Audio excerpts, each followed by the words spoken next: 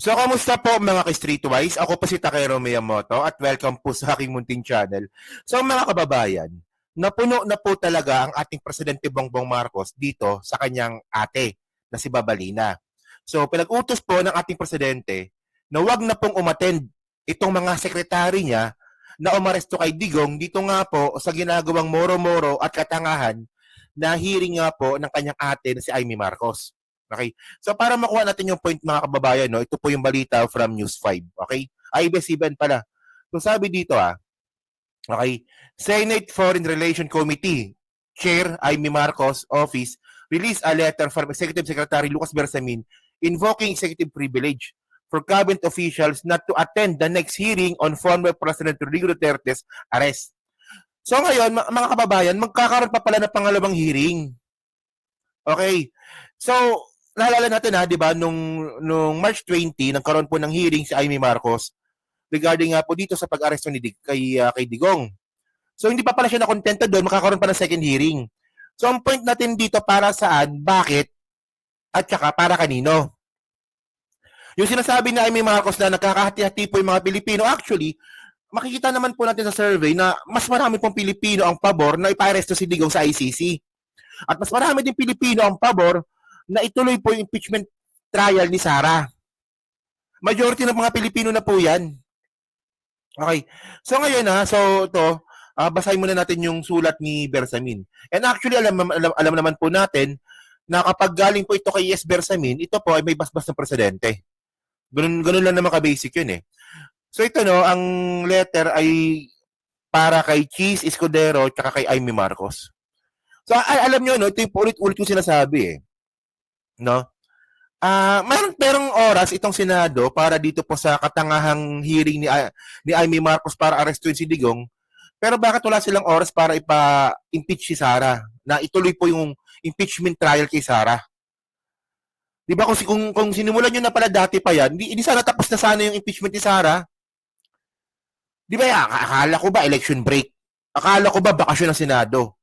Pero dito sa mga walang kakwenta-kwentang bagay, may mga oras kayo.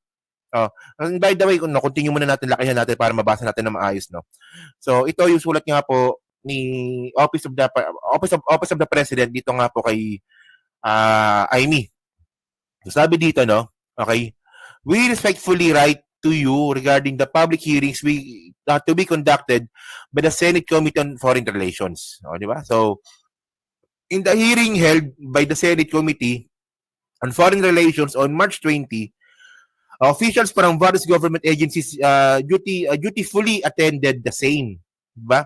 Sincerely answered all the questions to the best of their knowledge and candidly provided all information elicited by the Senate committee members given the extensive disclosures made. We believe that further participation may no longer be necessary at this time. So ngayon so sabi po ni S. Bersamin, hindi na necessary yung hearing ni Amy. So mangyayari dito, no, kung wala pong mag-hearing at wala pong a-attend po dito sa hearing ni Amy, so mag-hearing siya mag-isa. Okay. Especially considering that the honorable chairperson has publicly relayed her comprehensive findings thereon. Yun nga eh.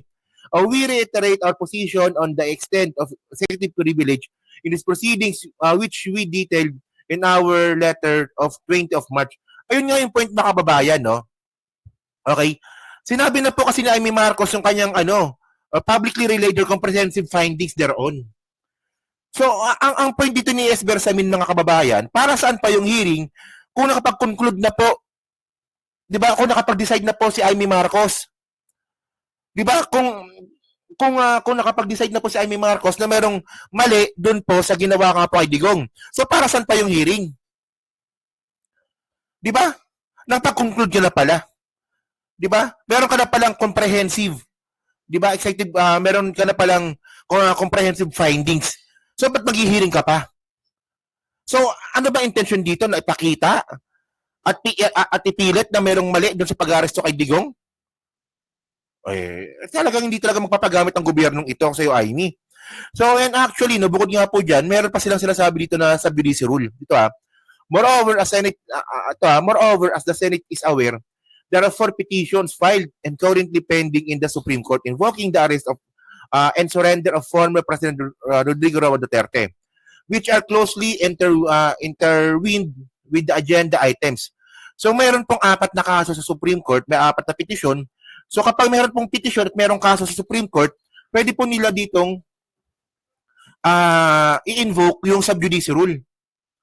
Di ba, alam nyo ba yung sub judice rule, mga babayan? Malamang hindi alam ng mga DDS to, no? So yung sub judice rule, mga babayan, ito po yung, hindi mo pwede pag-usapan yung kaso on public kung ito po ay meron pong hearing na nangyayari. Para po maiwasan po yung desisyon at may impluwensyahan po yung desisyon ng mga judges ng public opinion. Makababa na point dito kay Amy Marcos, no? Alam naman po ni Amy Marcos na mayroong hearing at meron itong petition sa Supreme Court. Bakit nagkaroon pa siya ng pangalawang hearing dito po sa sa pag-aresto kay Digong? Importante ba yan? Mas importante pa ba to sa kinabukasan ng Pilipinas? Hindi, ibabalik ko kay Amy, mas importante pa ba to? Doon sa sinasabi mo na kagutuman, problema sa korupsyon, problema sa pagkain, mas importante pa ba to? Di ba, ayan ang sinasabi mo dati, di ba? Yung impeachment ay hindi yan importante. Importante dito yung pagkain ng mga tao. Itong ginagawa mo, importante ba to? O ibabalik ko lang sa sinasabi mo. And by the way, mga kababayan, meron siyang interview dito. Pakita ko sa inyo, Interview niyo to kanina. Ito. Sige. Panoorin niyo to. Kanina sa speech ninyo yung mentioned na nakatanggap kayo ng balita na hindi na pupunta yung mga Yung mukha talaga ni Amy, haba ng baba, no? cabinet officials sa hearing nyo on Thursday. Was it an official communication from the ES? Yes, I received a letter last night from ES Bersamin saying that the executive would not be attending the hearing on April 3. Nakakalungkot naman kasi alam niyo maraming tanong pa rin, bitin pa rin kasi preliminary report lang naman ang kinaya ko. Marami pa rin katanungan ng taong bayan. Ang dami nga nagte-text, nagtatanong. Tapos, marami rin bagong impormasyon na sana maging pagkakataon para yung mga magulong sagot, yung hindi magkataon. Actually, puta na naman Actually, wala namang magulong sagot dun Ikaw lang nang gugulo So ano bang problema mo? Walang arrest warrant, merong ano bang tawag dito? Merong So, walang arrest warrant, meron lang diffusion notice. Paras lang naman arestuhin yun Ikaw nagpapagulo Di ba ito sinasabi ni Aymin, di ba? Ay, wala namang arrest warrant yung Interpol, meron lang diffusion notice. Ano ba yun? Arestuhin din naman parehas yun So, anong magulo doon? Ang magulo mukha mo. O, ganun talaga kapag yung mukha batak na batak sa retoke, baka siguro yung utak, baka naapektuhan na rin. Di ba? So, tingnan yung mukha niya dito, Sarang saktukan Well, by the way, mga kababayan, talo ka na, Amy. Talo ka na. Pangilan ka na lang sa survey? Pangilan? Pang 16. So, talo ka na.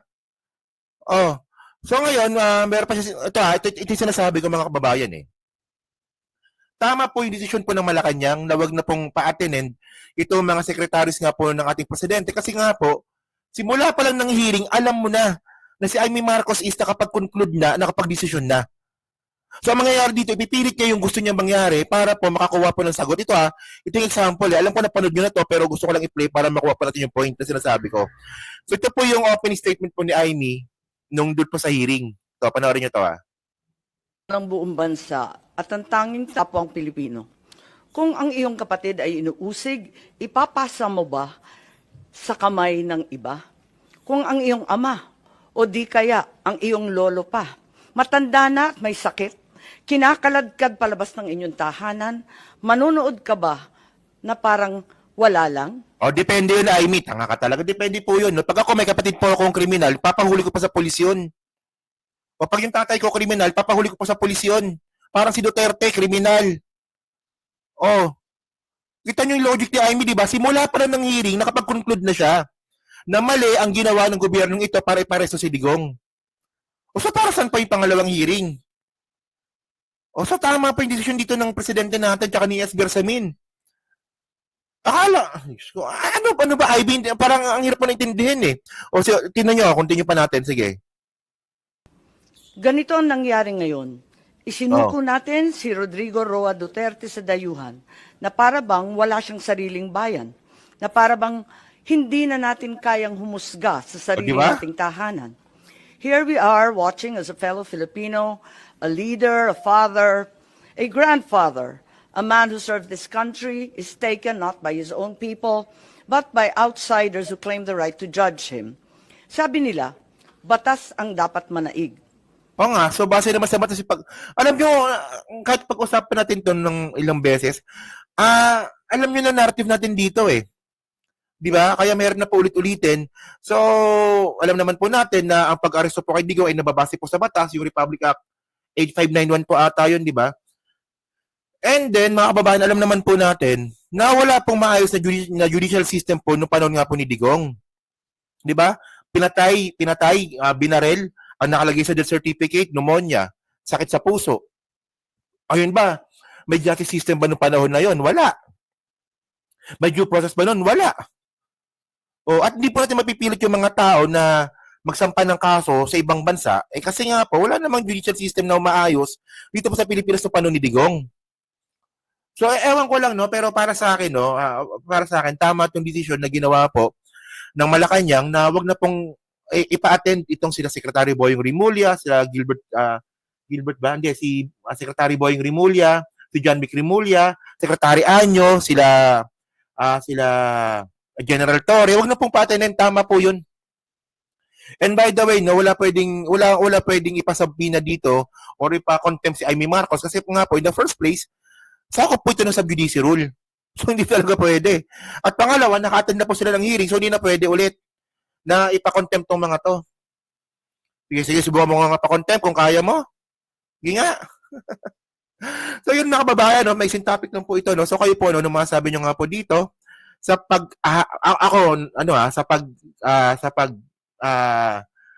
pagharang.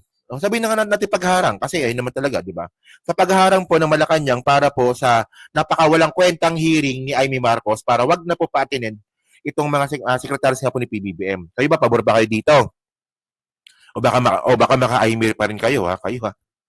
So, ayan na. So, kayo po, no, nung masabi nyo nga po dito, so, pa-comment lang po sa baba at binabasa ko pong lahat yan. At syempre, dyan po sa Team Replay, pa-like, pa-subscribe. Kung hindi naman kalabusan, pa-share na rin po ng video po na to. So, thank you mga kababayan. Kita na lang ulit tayo sa susunod na content. So, thank you, salamat, and bye-bye.